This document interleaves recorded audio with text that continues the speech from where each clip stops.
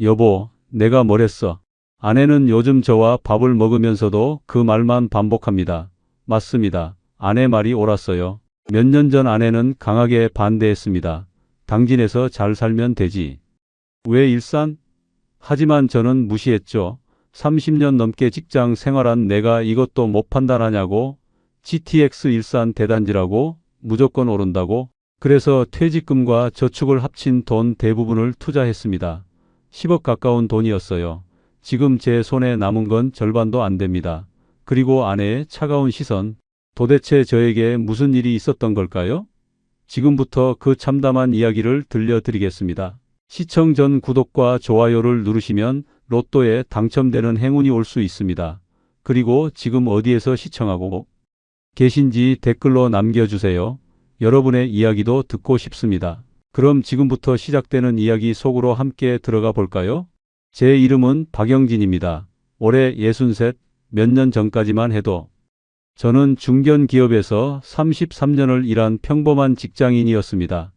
당진이라는 작은 도시에서 아침 5시에 일어나 차를 몰고 회사까지 가는 삶, 편도 2시간씩 왕복 4시간을 매일같이 운전하며 보낸 세월이었죠. 겨울이면 핸들이 얼어붙어 있었고 여름이면 에어컨 바람에 기대 졸음을 쫓아냈습니다.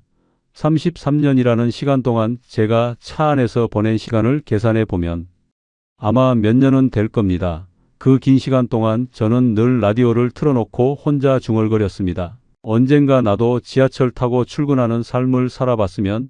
어릴 적 서울에서 자란 저는 지하철이 익숙했습니다. 2호선을 타고 학교를 다녔고 친구들을 만나러 갈 때도 지하철이었죠. 그 시절엔 당연한 일상이었지만 당진으로 내려와 직장을 잡고 나서부턴 그게 로망이 되어버렸습니다. 차를 몰고 가다가 고속도로 휴게소에 들르면 서울로 올라가는 버스들이 보였습니다. 그 버스 안 사람들이 부러웠어요. 적어도 그들은 운전대를 잡고 있지 않으니까요. 그렇게 33년을 버텼습니다. 아내와 함께 작은 집에서 살며 매달 월급에서 조금씩 저축했고 보너스가 나오면 적금을 들었습니다. 큰 욕심은 없었어요. 그저 남들처럼 평범하게 살고 퇴직하고 나면 여유롭게 노후를 보내는 것, 그게 제 꿈이었습니다. 그리고 몇 년 전 드디어 그날이 왔습니다. 정년퇴직, 마지막 출근 날 저는 회사 동료들과 작별 인사를 나누며 묘한 감정에 휩싸였습니다. 해방감도 있었지만 동시에 허전함도 있었죠. 33년이라는 시간이 하루아침에 끝나버린 느낌이었습니다. 퇴직금 통장에 찍힌 숫자를 보는 순간 저는 가슴이 벅찼습니다. 퇴직금만 해도 상당한 금액이었고 거기에 제가 평생 모은 저축까지 합치니 10억 가까운 돈이 모였습니다. 10억, 그 숫자는 제게 안도감을 주었습니다. 이 정도면 노후는 걱정 없겠다. 아내와 여행도 다니고 손주들 용돈도 넉넉히 주고 그런 평범한 행복을 꿈꿨습니다. 하지만 그 안도감은 오래가지 않았습니다. 퇴직하고 집에만 있으니 이상하게 불안해지기 시작했거든요. 뉴스를 틀면 물가는 계속 오르고 집값도 천정부지로 치솟는다는 소리뿐이었습니다. 10억이라는 돈이 처음엔 크게 느껴졌는데 시간이 지날수록 점점 작아지는 것 같았어요. 서울 아파트 한 채 값이 20억을 넘는다는데 내 돈 10억은 뭔가 초라하게 느껴졌습니다. 그러다 문득 이런 생각이 들었습니다. 이 돈을 그냥 쥐고만 있으면 시간이 도둑처럼 가치를 훔쳐가는 게 아닐까? 뭔가 해야 하는 거 아닌가? 남들은 다 부동산 투자한다는데 나만 가만히 있으면 바보 되는 거 아닌가? 그때부터였습니다. 저는 습관처럼 스마트폰을 켜고 부동산 앱을 들여다보기 시작했습니다. 처음엔 그저 구경하는 마음이었어요. 아파트 시세도 보고 매물도 둘러보고 하지만 보면 볼수록 마음이 조급해졌습니다. 내가 33년 동안 꿈꿔온 지하철 타는 삶, 퇴직한 지금이야말로 그 꿈을 이룰 마지막 기회가 아닐까? 당진은 좋은 곳이지만 지하철은 없습니다. 버스도 자주 다니지 않아요. 결국 차를 몰아야 하는 삶이죠. 저는 그게 싫었습니다. 이제 나이도 들었는데 계속 운전만 하고 살 순 없잖아요. 지하철역 앞에 집을 하나 장만해서 편하게 전철 타고 다니는 삶, 그게 제가 평생 꿈꿔온 로망이었습니다. 아내에게 조심스럽게 말을 꺼냈습니다. 여보, 우리 서울 근처로 이사 가는 거. 어때? 지하철 있는 대로 아내는 고개를 저었습니다. 무슨 소리야? 당진이 얼마나 좋은데? 여기서 평생 살았잖아. 굳이 낯선 데 가서 뭐 하려고? 아내 말도 맞았습니다. 당진은 조용하고 사람들도 착했으니까요. 하지만 저는 포기할 수 없었습니다. 33년 동안 핸들만 잡고 살았는데 이제 지하철 손잡이를 한번 잡아보고 싶었거든요. 그게 그렇게 큰 욕심인가 싶었습니다. 남들은 서울에 집 두세 채씩 갖고 있다는데 나는 지하철역 근처 집 한 채 갖는 것도 안 되나? 그런 억울함 같은 게 마음속에서 자라나기 시작했습니다. 그러던 어느 날이었습니다. 스마트폰으로 부동산 매물을 구경하던 중 화면 가득 팝업창 하나가 떴습니다. GTX 일산 킨텍스역 개통 강남까지 20분. 그 문구를 보는 순간 제 심장이 뛰기 시작했습니다. GTX라는 단어는 뉴스에서 몇 번 들어본 적이 있었어요. 수도권, 광역급 행철도, 서울까지 엄청 빠르게 가는 지하철이라고 했죠. 그런데 그게 일산에 생긴다고요? 저는 흥분해서 광고를 클릭했습니다. 화면에는 화려한 건물 족감도와 함께 4,000세대 브랜드 타운, 송도급 개발 같은 문구들이 쏟아졌습니다. 4,000세대요. 저는 그 숫자에 압도당했습니다.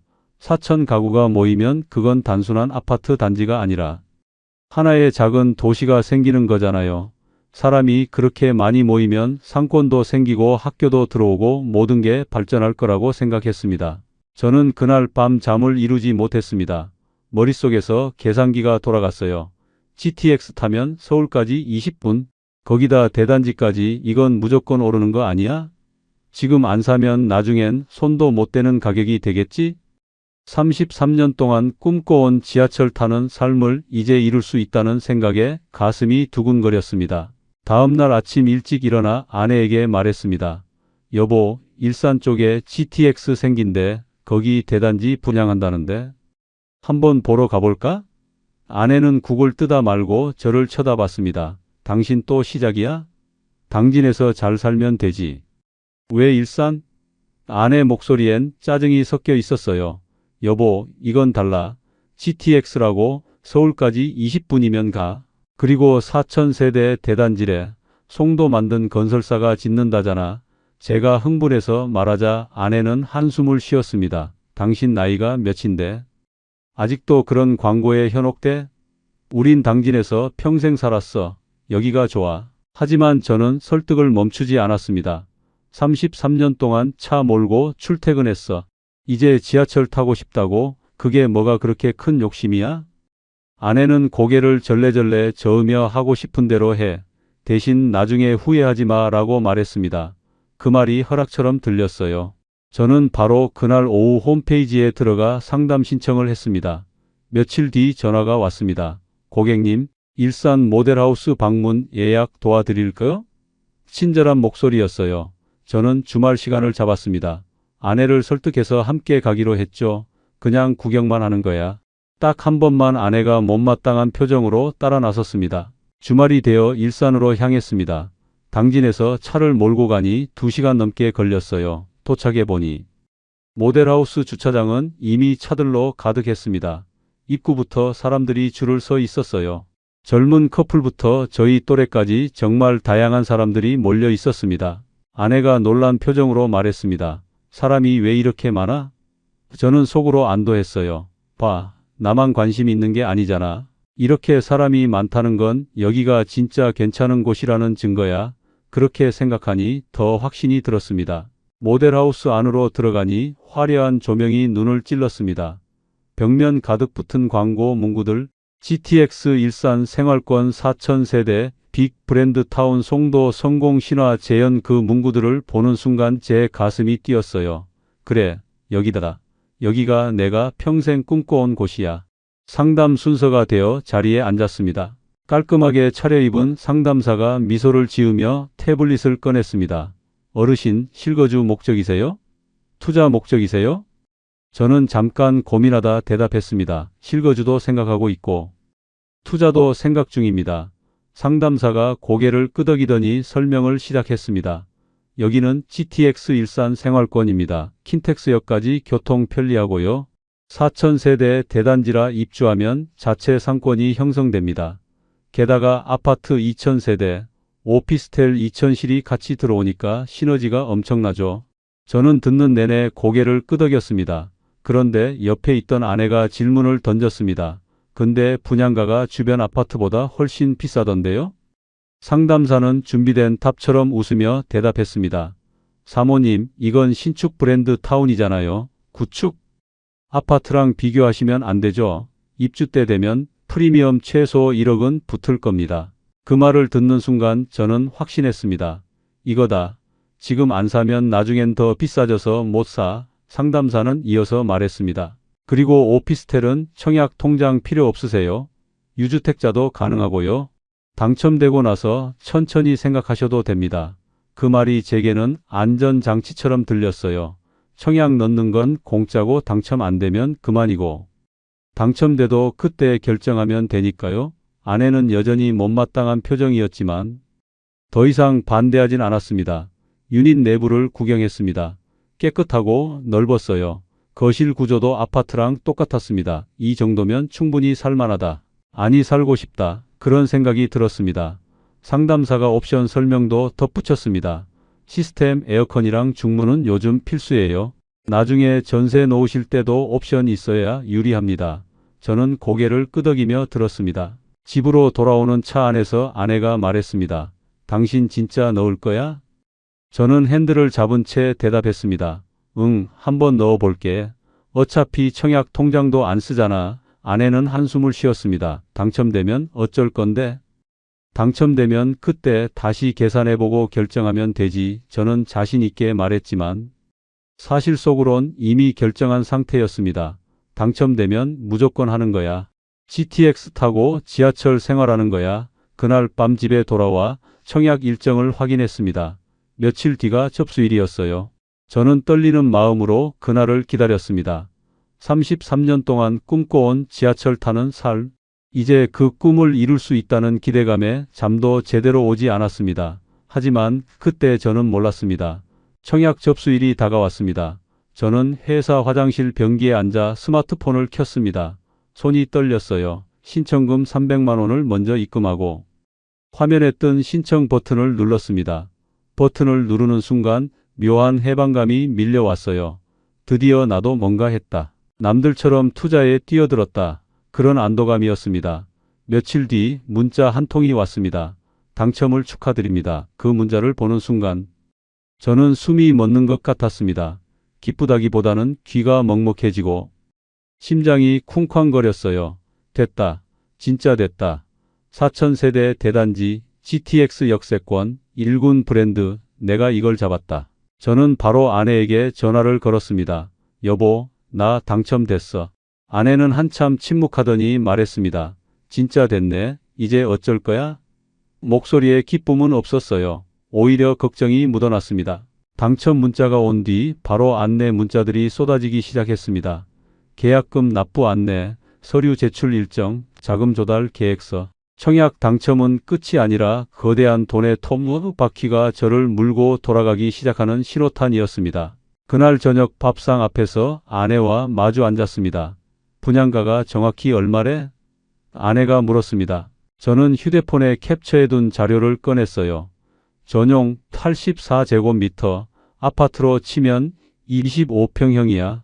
분양가는 층이랑 타입에 따라 다른데. 내가 당첨된 곳은 7억 중반대야. 아내가 숫자를 읊조리더니 미간을 찌푸렸습니다. 여보, 당신이 모은 돈 다 넣고 내 비상금 합쳐도 턱없이 모자라. 이거 감당할 수 있어? 저는 애써 목소리 톤을 높였습니다.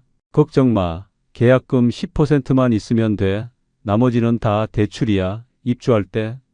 전세 놓으면 내 돈 들어갈 거 별로 없어.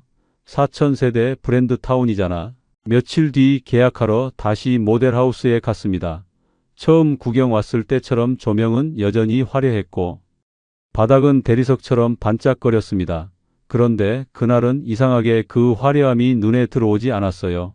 대신 테이블 위에 놓인 두툼한 계약서가 거대한 청구서처럼 보였습니다.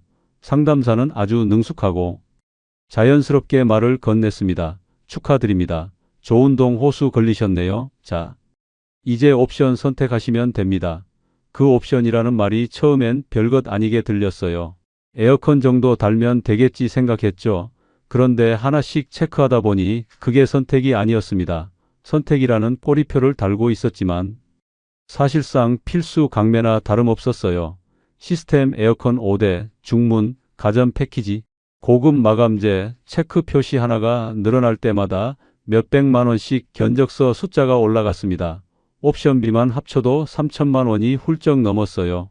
하지만 진짜 카운터 펀치는 마지막에 기다리고 있었습니다.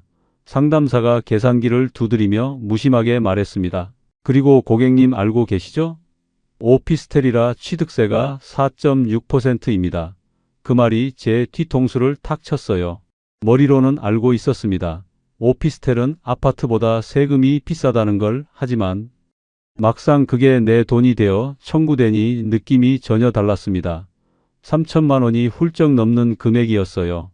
분양가에다 4.6%를 곱하니 중형차 한 대 값이 세금으로만 나가는 겁니다. 아파트였으면 몇백만 원이면 될 돈인데 오피스텔이라는 이유만으로 10배 가까운 세금을 내야 했습니다. 저는 그 숫자를 보는 순간 입안이 바짝 말랐어요. 내가 산 집이 7억짜리가 아니구나. 분양가 7억 중반, 취득세 3천 몇백, 필수 옵션 3천, 등기 비용과 중개 수수료까지 머릿속으로 빠르게 암산해 보니 총 비용은 어느새 8억을 훌쩍 넘어가고 있었습니다. 아내가 제 옆구리를 찌르며 작게 속삭였습니다. 여보, 이거 맞아? 우리 진짜 이거 감당할 수 있는 거야?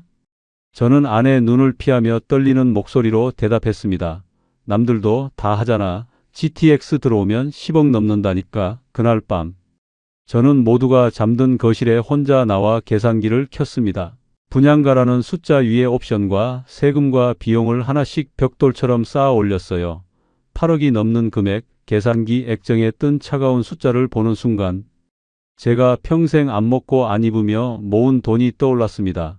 어제까지만 해도 든든한 노후 자산이었던 그 돈이 이제는 이 거대한 콘크리트 덩어리를 떠받치기 위한 위태로운 기둥처럼 보였습니다. 그리고 저는 그때도 아직 몰랐어요.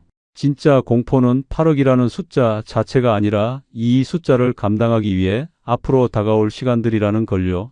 아내에게 어렵사리 허락을 받고 저는 떨리는 손으로 계약서에 도장을 찍었습니다. 그날 분양 사무실을 나오기 전 마지막 절차인 계좌 이체 화면을 켰어요. 계약금 7천만 원 넘는 금액, 손가락이 송금 버튼 위에서 한참을 머뭇거렸습니다. 이 버튼을 누르면 이제 돌이킬 수 없습니다. 내 피 같은 돈이 거대한 콘크리트 속으로 사라지는 순간이었어요. 옆에 있던 아내는 말이 없었습니다. 그저 제 휴대폰 화면만 뚫어져라 보고 있었어요. 제가 송금 버튼을 누르자 아내는 아주 작게 숨을 내쉬었습니다. 그건 축하도 기쁨도 아니었어요. 이제 건널 수 없는 강을 건넜구나 하는 체념에 가까운 한숨이었습니다. 계약을 마친 뒤 제 겉모습은 달라진 게 없었습니다. 여전히 아침에 일어나고 밥을 먹고 산책을 나갔어요. 하지만 제 머릿속은 완전히 달라져 있었습니다. 아침에 눈을 뜨면 천장을 보며 계산부터 했습니다. 계약금 냈고 중도금은 무이자니까 일단 넘어가고 4년 뒤 잔금은 전세로 막고 산책길에는 습관처럼 부동산 앱을 켰고 잠들기 전엔 커뮤니티에 올라온 찬양 글을 읽어야만 마음이 놓였습니다. 내 돈 8억이 걸리니 세상이 온통 그 오피스텔을 중심으로 도는 것 같았어요. 하지만 시간이 지나면서 제 성벽에 금이 가기 시작했습니다. 뉴스에서 레고랜드 사태니 미국발 금리 인상이니 하는 흉흉한 단어들이 쏟아졌습니다. 돈의 수도꼭지가 잠기기 시작한 겁니다. 한동안 피어간다며 들떠있던 커뮤니티 게시판에 낯선 단어가 등장했어요. 무피 프리미엄 영혼. 처음엔 대수롭지 않게 넘겼습니다. 사정이 급한 사람이겠지. 아직 입주까지 한참 남았잖아. GTX 뚫리면 다 회복될 거야. 저는 시간이 내 편이라고 믿었습니다. 그런데 그 믿음이 깨지는 데는 오래 걸리지 않았습니다.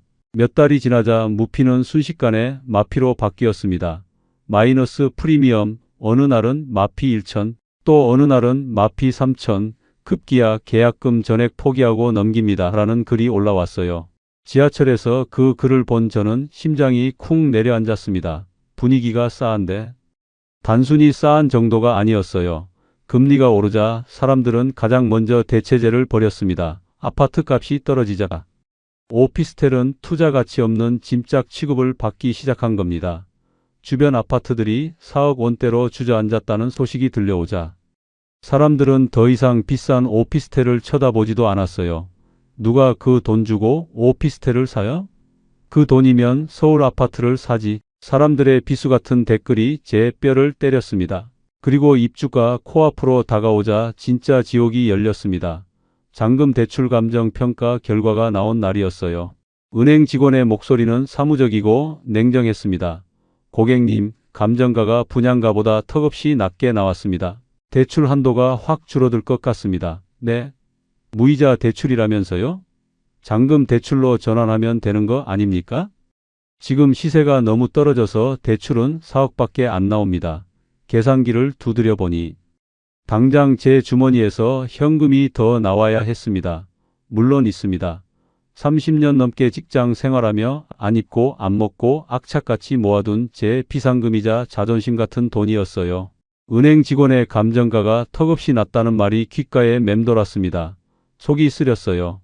내 집은 6억짜리도 안 된다는 성적표를 받아들고 거기에 내 전 재산을 쏟아부어야 하는 상황이었습니다. 저는 아무 말도 할 수 없었습니다.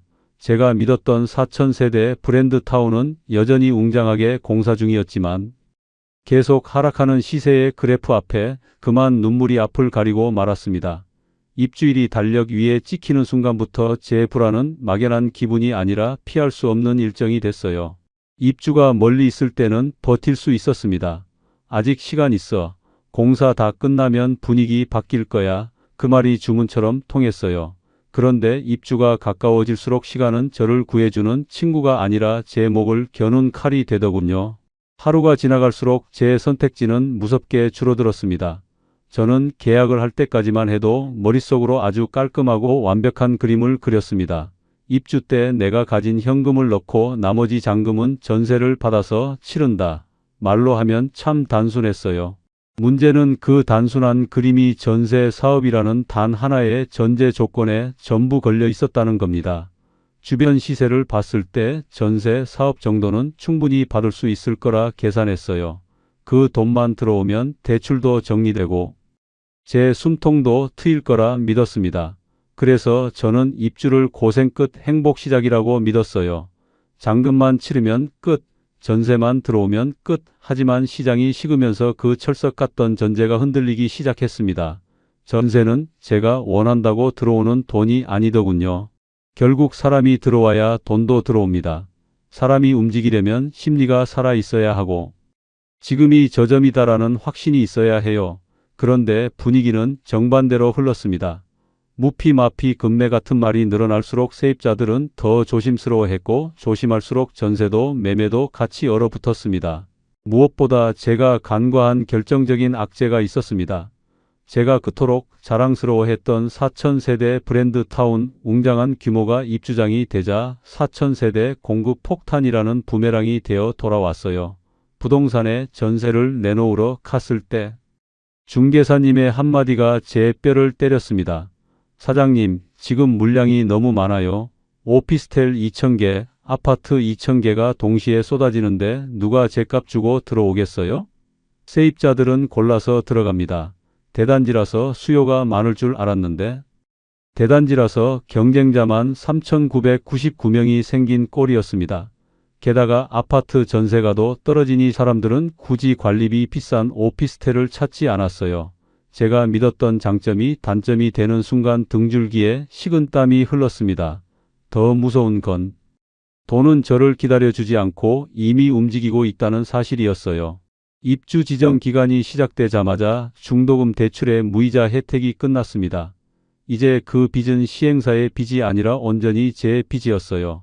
대출 4억 원 금리 연 4.5% 30년 만기. 그 조건을 계산기에 넣으니 월 납입금이 튀어나왔습니다. 약 월 200만 원.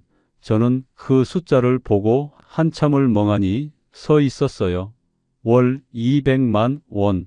그건 아껴서 낼 수 있는 돈이 아니었습니다. 매달 제 통장에서 숨이 빠져나가는 구멍 같은 돈이었어요. 직장 생활 30년 넘게 해도 월 200만 원 저축하기가 얼마나 힘든데. 그 돈이 매달 허공으로 사라진다니. 월급이 들어와도 마음은 계속 가난해졌습니다. 아내도 식탁 위에 놓인 계산기를 보다가 힘없이 말했습니다. 이자만 해도 우리가 매달 숨만 쉬어도 내야 하는 돈이네. 저는 대답 대신 고개만 끄덕였어요. 전세가 안 나가면 우리 생활비에서 이 돈을 계속 메워야 하는 거야? 아내의 질문에 저는 차마 그렇다고 말할 수 없었습니다. 그 말을 인정하는 순간 우리 가족의 일상이 무너질 것 같았으니까요. 그때부터 제 머릿속 모든 대화와 생각은 단 한 줄로 정리됐습니다. 전세가 들어오면 살고 안 들어오면 무너진다. 저는 그 문장을 부적처럼 머릿속에 붙여놓고 살았어요. 출근길 버스에서도 잠들기 직전.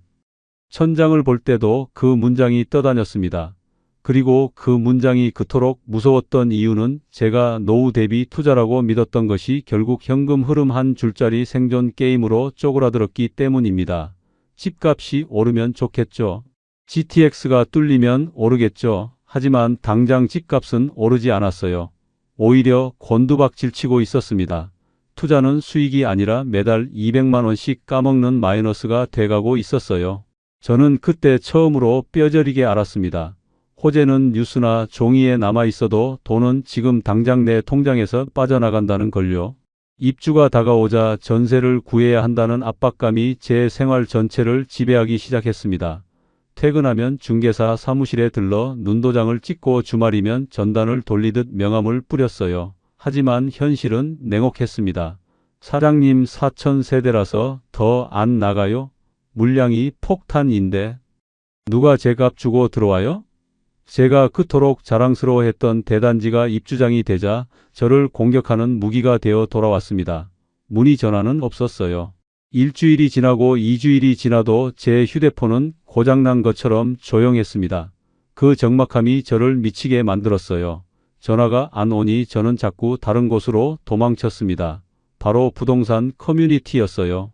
하루에도 수십 번씩 휴대폰을 켰습니다. 입주 예정자 단톡방에는 희망과 선동이 섞여 있었어요.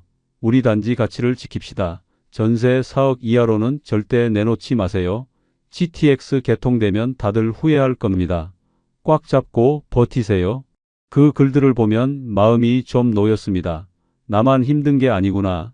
다들 버티고 있구나. 하지만 단톡방을 나와 일반 부동산 카페나 뉴스 댓글창을 보면 거기는 완전 딴 세상이었어요. 거기엔 제 오피스텔 이름이 조리돌림을 당하고 있었습니다. 일산 풍동 오피스텔 근황. 거기 마피 1억 넘었다며. 누가 요즘 오피스텔 전세 들어가냐? 깡통 전세 확정인데 거기 전세 들어가는 세입자가 제일 호구임. 사람들의 댓글은 비수처럼 제 뼈를 때렸습니다. 저는 큰 돈을 들여 노후를 준비했다고 믿었는데 남들 눈에는 그저 설거지 당한 호구일 뿐이었어요. 화가 나서 댓글을 달려고 하다가도 손이 떨려 그만뒀습니다. 틀린 말이 아니었으니까요.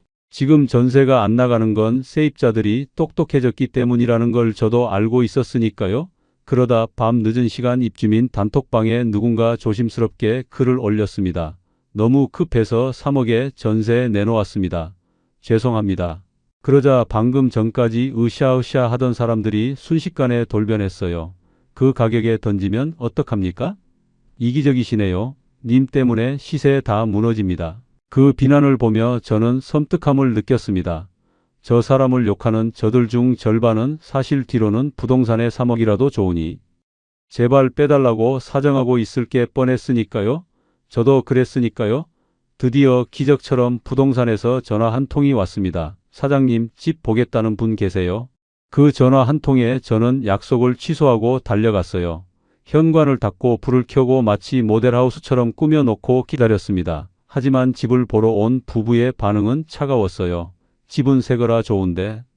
전세가가 매매가랑 너무 붙어 있어서 불안해요. 혹시 전세금 못 돌려받을까 봐요. 좀 더 생각해 볼게요. 그들은 정중하게 거절했지만 그 속뜻은 분명했습니다. 당신 망할 것 같아서 무서워. 그들은 저를 집주인이 아니라 언제 터질지 모르는 폭탄을 든 사람처럼 봤습니다. 며칠 뒤 중개사님이 저를 조용히 불렀어요.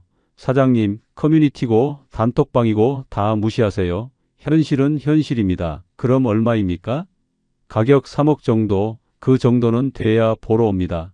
전세를 넣는다는 건 이자 지옥에서 탈출하기 위해서였습니다. 그런데 지금 시장은 제게 말하고 있었어요.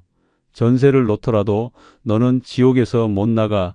그냥 이자 내면서 버텨. 휴대폰 화면 속 단톡방에서는 여전히 사업수를 외치고 있었지만 현실에 저는 부동산 소파에 앉아 고개를 떨구고 있었습니다.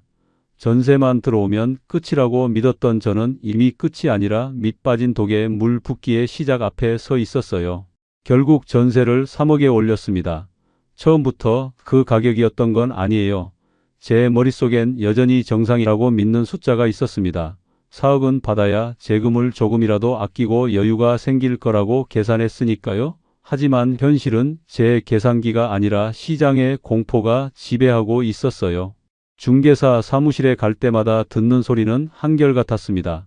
사장님, 물량이 너무 많아요. 제가 그토록 자랑스러워했던 4,000세대 브랜드타운 상승장에서는 그게 프리미엄이었는데 하락장이 되니 공급 폭탄이라는 부메랑이 되어 돌아왔습니다. 오피스텔 2,000개, 아파트 2,000개가 동시에 쏟아지는데 세입자들은 왕처럼 골라서 들어가는 상황이었어요. 전세 4억이면 전화도 안 옵니다. 중개사는 냉정했습니다. 저는 화가 나서 따졌어요. 집은 다 새 거고 풀옵션의 대단지인데 왜요? 옆 단지 아파트보다 싸잖아요. 오피스텔은 집값 떨어지면 보증금 날린다는 인식이 너무 강해요. 그 말이 제 속을 찔렀습니다. 결국 저는 가격을 하나씩 내리기 시작했어요. 4억 연락 없음, 3억 8천 연락 없음, 3억 5천 그래도 조용함. 숫자가 내려갈수록 제 자존심도 기대 수익도 같이 깎여 나갔습니다. 아내는 옆에서 말이 줄었어요. 그 침묵이 이제라도 현실을 봐라고 소리치는 것 같았습니다. 결국 저는 결단을 내렸어요. 3억, 딱 3억까지만 받자. 제 현금과 전세금 3억을 합치면 6억, 부족한 잔금과 비용은 대출로 메워 대출금을 1억 원 수준으로 줄일 수 있다는 계산이 섰습니다. 대출을 다 떠안으면 월 이자만 200만 원이지만 1억만 남기면 월 50만 원 수준, 그 정도면 버틸 수 있다. 그것이 제가 찾은 유일한 타협점이자 생존 공식이었어요. 그래서 전세를 3억에 내놨고 다행히 정말 다행히 계약하겠다는 사람이 나타났습니다. 중개사에게서 계약금 들어왔습니다. 라는 문자를 받았을 때 저는 기뻐서 웃은 게 아니라 긴 안도의 한숨을 내쉬었어요. 살았다. 일단은 살았다. 하지만 그 안도감엔 씁쓸함이 섞여 있었습니다. 중개사님이 마지막으로 한마디 했거든요. 사장님, 그런데 아시죠? 여긴 킨텍스역까지 버스로 20분은 가야 해요. GTX 타려면 버스 타고 가셔야 합니다. 그 말을 듣는 순간 제 머리가 멍해졌어요. 뭐라고요? 역세권이라며요? 아니요. 여기는 GTX 일산 생활권이지 역세권은 아니에요. 광고 문구 잘 보시면 생활권이라고 돼 있을 겁니다. 저는 그 자리에서 얼어붙었습니다. 33년 동안 차로 2시간씩 출퇴근하면서 꿈꿔온 게 지하철 타는 삶이었어요. 그래서 GTX 일산이라는 말만 보고 여기에 8억을 넣었는데 실제로는 지하철 타려면 버스로 20분을 가야 한다고요? 그게 무슨 소리입니까? 당진에서도 버스 타고 살았는데 여기 와서도 버스 타야 한다고요? 저는 입이 떡 벌어졌습니다. 그날 밤 저는 검색을 해봤어요. 풍동에서 킨텍스역까지 거리, 지도를 보니 직선거리로도 꽤 떨어져 있었습니다. 버스를 타거나 차를 몰고 가야 하는 거리였어요. 제가 믿었던 GTX 일산 역세권이라는 말은 정확히는 GTX 일산 생활권이었던 겁니다. 역세권과 생활권, 그 두 단어의 차이를 저는 그제야 알았어요. 역세권은 걸어서 갈 수 있는 거리, 생활권은 버스 타고 가야 하는 거리. 광고는 거짓말을 하지 않았습니다. 다만 제가 착각한 겁니다. GTX 일산이라는 큰 글씨만 보고 당연히 역 바로 앞이겠거니 생각했던 거죠. 저는 그날 밤 아내에게 말했어요. 여보, 미안해. 내가 제대로 확인을 안 했어. 아내는 한숨만 쉬었습니다. 이제 와서 뭐 어쩌게? 이미 계약했는데. 맞습니다. 이미 계약했습니다. 전세금 3억이 들어오기로 했고 잔금일도 정해졌어요. 이제 와서 돌이킬 수 없었습니다. 잔금날 저는 바쁘게 움직였습니다. 대통장에 있던 피 같은 현금, 세입자가 보낸 전세금 3억 원을 몽땅 털어 분양 잔금을 치르고 취득세를 내고 나머지 부족한 돈 약 1억 원은 은행 대출을 남겨뒀어요. 모든 처리가 끝난 뒤 텅 빈 통장을 보며 저는 스스로를 위로했습니다. 당장 팔아서 큰 손해 보느니 차라리 이자 내면서 버티는 게 나아. 사람들이 말하는 존버. 저도 이제 그 대열에 합류한 겁니다. 어차피 지금 팔면 마피가 엄청납니다. 내 생돈을 남에게 줘야 탈출할 수 있어요. 그럴 바엔 차라리 안 팔고 가져가는 게 낫습니다. GTX 개통되고 금리 내리면 다시 오르겠지. 4,000세대 다 입주하고 상권 자리 잡으면 그때는 제값 받겠지. 저는 그렇게 희망회로에 불을 붙였어요. 이자는 수업료라고 생각하기로 했습니다. 하지만 머리로는 잘 막았다고 생각하면서도 가슴 한구석이 묵직한 건 어쩔 수 없었어요. 왜냐하면 오늘부로 제 노후 자금이 저 콘크리트 벽 속에 완전히 갇혀 버렸으니까요. 입주를 했습니다. 새집 냄새가 났어요. 벽은 깨끗했고 바닥은 반질반질했습니다. 하지만 저는 기쁘지 않았어요. 이 집이 제 집이 아니라 제가 집을 모시고 사는 것 같았으니까요. 첫 관리비 고지서가 나왔을 때 저는 깜짝 놀랐습니다. 월 30만 원이 넘었어요.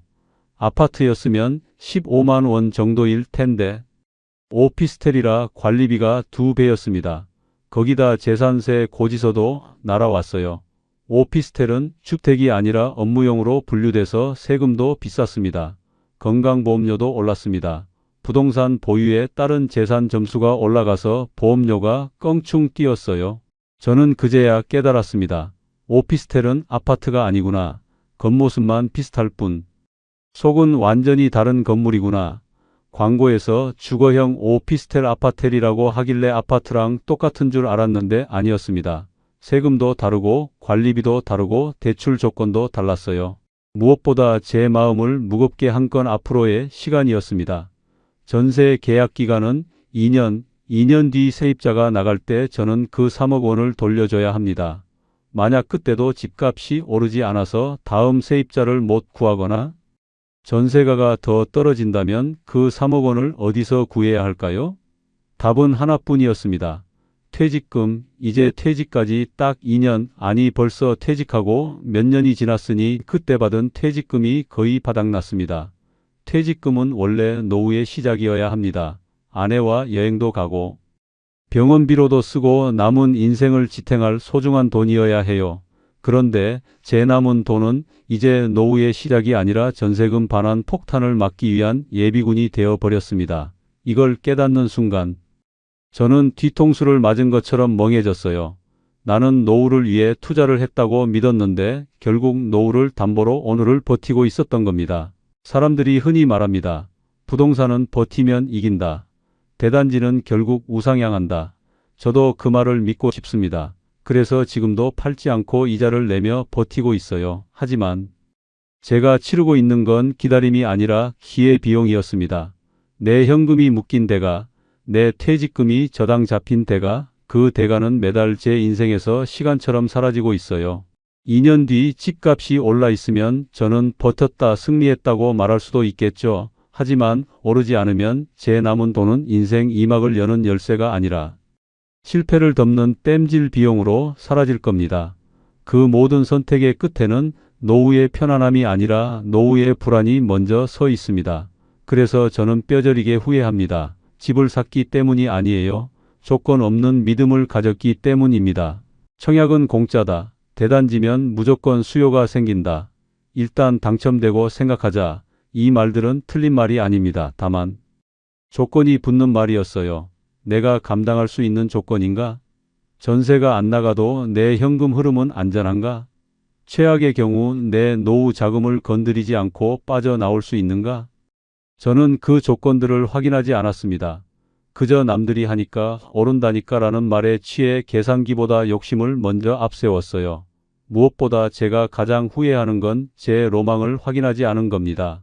33년 동안 꿈꿔온 지하철 타는 살. 그 꿈을 이루려고 여기 왔는데 정작 지하철역까지는 버스를 타고 가야 합니다. 당진에서도 버스 타고 살았는데 여기 와서도 버스 타고 살아요. 뭐가 달라진 걸까요? 집값만 비싸진 것 같습니다. 며칠 전이었습니다. 손주가 놀러 왔어요. 아이가 창밖을 보며 물었습니다. 할아버지, 지하철 타러 가요? 저는 대답했습니다. 그래, 가자. 손주와 함께 나가 버스 정류장으로 걸어갔어요. 버스를 기다리며 멀리 보이는 GTX 킨텍스역 표지판을 바라봤습니다. 손주가 다시 물었어요. 할아버지, 지하철 타러 가는데 왜 버스 타요? 저는 그 질문에 대답을 못했습니다. 아이는 순수하게 물었지만 그 한마디가 제 가슴을 찔렀거든요. 맞아, 나는 지하철 타려고 여기 왔는데 왜 버스를 타고 있지? 버스를 타고 20분을 가서 지하철을 타는 이 삶이 내가 꿈꿔온 삶이었나? 저는 쓴웃음을 지었습니다. 손주 손을 잡고 버스에 올라타며 생각했어요. 로망은 로망으로 남겨둘 걸. 33년 동안 핸들을 잡으며 꿈꿔온 그 지하철 타는 삶은 그냥 꿈으로만 간직할 걸. 현실로 만들려다 보니 꿈이 악몽이 되어버렸습니다. 지금 저는 버티고 있습니다. 겉으로는 등기도 쳤고 세입자도 맞췄고 월급으로 이자도 잘 내고 있어요. 남들이 보기엔 멀쩡한 자가 보유자일지 모릅니다. 하지만 제 마음은 편하지 않아요. 왜냐하면 저는 알고 있으니까요. 2년 뒤 제 남은 돈은 저를 위해 쓰이지 못할 수도 있다는 것을요. 그래서 이 이야기를 남깁니다. 누군가가 저처럼 일단 넣고 보자 먼저 당첨되고 후에 고민이라는 말로 자신을 밀어붙이기 전에 딱 한 번만 멈춰서 계산해 보시라고요. 당첨 뒤에는 생각이 아니라 돈이 먼저 움직입니다. 그리고 그 돈은 생각보다 아주 오래 당신의 노후를 붙잡을지도 몰라요. 그리고 제발 확인하세요. 역세권인지 생활권인지 광고 문구의 작은 글씨까지 꼼꼼히 읽어보세요. GTX 일산이라는 말만 보고 역 바로 앞이겠거니 착각하지 마세요. 생활권은 버스 타고 가야 하는 거리입니다. 저처럼 33년 동안 꿈꿔온 로망 때문에 눈이 멀면 안 됩니다. 로망은 투자의 근거가 될 수 없어요. 숫자가 근거여야 합니다. 감정이 아니라 계산이 먼저여야 해요. 그리고 무엇보다 가족의 말을 들으세요. 아내가 반대했습니다. 당진에서 잘 살면 되지 왜 일산? 저는 그 말을 무시했어요. 30년 넘게 직장 생활한 내가 이것도 못 판단하냐고. 하지만 아내가 옳았습니다. 지금 밥상 앞에서 아내는 저를 보며 말합니다. 여보, 내가 뭘 했어? 저는 대답 대신 고개만 숙입니다. 맞아, 당신 말이 옳았어. 제가 드리고 싶은 교훈은 이겁니다. 첫째, 역세권과 생활권을 구분하세요. 광고는 절대 거짓말하지 않습니다.